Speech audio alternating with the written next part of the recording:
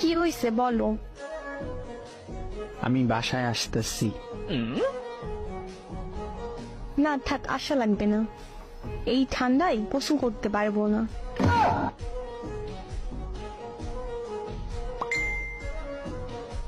কেন গোসল করতে হবে কেন? আরে গতবার এসে আমার জ্বর বানিয়ে দিয়ে গেছো। কেন গোসল করছো কেন?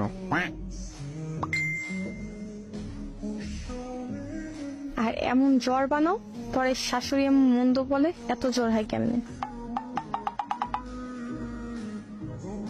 আমি তো আর বলতে পারি না তার ছেলের জন্য সকাল সকাল গোসল করতে হয়।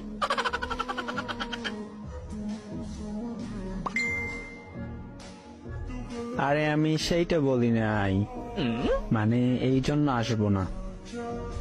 তুমি সবসময় এটাই বলো, কিন্তু ঠিক আমার জ্বর হয়।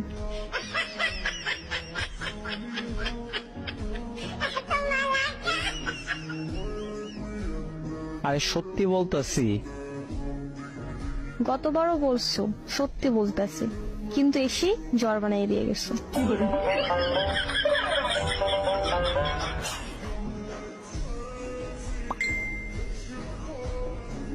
তোমার হাতের বানানো একটু চা খাবো, তাই আসতে চাইছিলাম। কারণ গতবার বলছো আমার হাতে খিচুড়ি খাবা। দরকার নেই বাবা, চা দোকানে গিয়ে খেয়ে আসো।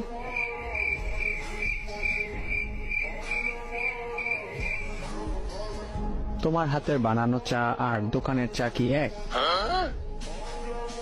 ওরে আমার লুচি জামাই, কাজ হবে না গো।